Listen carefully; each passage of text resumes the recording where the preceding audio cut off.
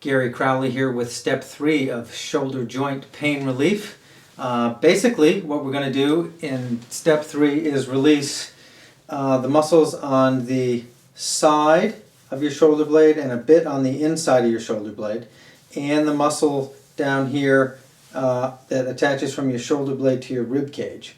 Okay, your shoulder blade makes up basically half of your shoulder joint. It's where your arm bone sits in and moves around. So if that shoulder blade is torqued or twisted and that joint can't do what it wants, you will experience pain.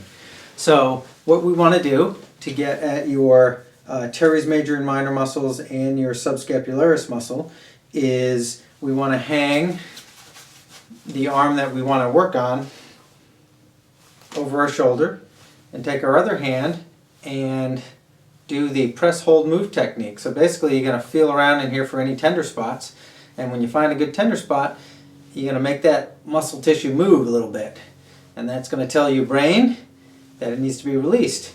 And basically from here all the way around, and even those are your teres muscles, and then eventually you want to get in here a little more forward where you still feel it's muscle, it's not bone, and you may have to lift a little more to get that one, and that one can be tender. That's from too much time on the computer, basically. And but you'll feel it release when you do that. Now you can also take a break and just do the press, pull, release technique.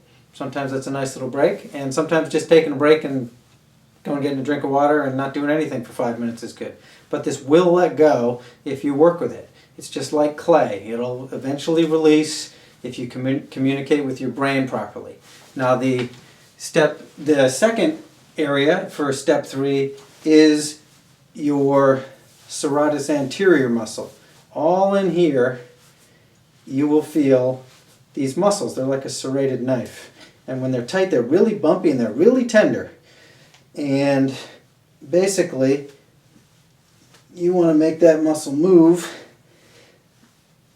And it's a little tricky sometimes. Actually lying on your side can actually, let me go this way, can actually be a good way to get at it a little more easily.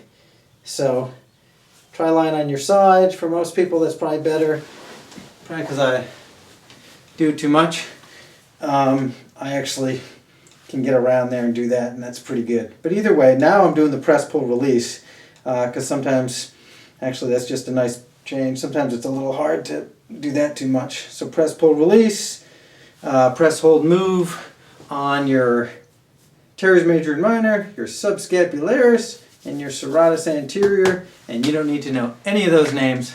I'm just saying them so you can look them up if you want. But that is step 3. I encourage you to notice what worked the best for you, and in terms of relieving your shoulder joint pain, and also notice where you were the most tender, because now you probably should go back, revisit those areas, maybe get a little more release so that these shoulders of yours can be back in business. So thank you for your time, and I look forward to hearing how it goes. Thanks.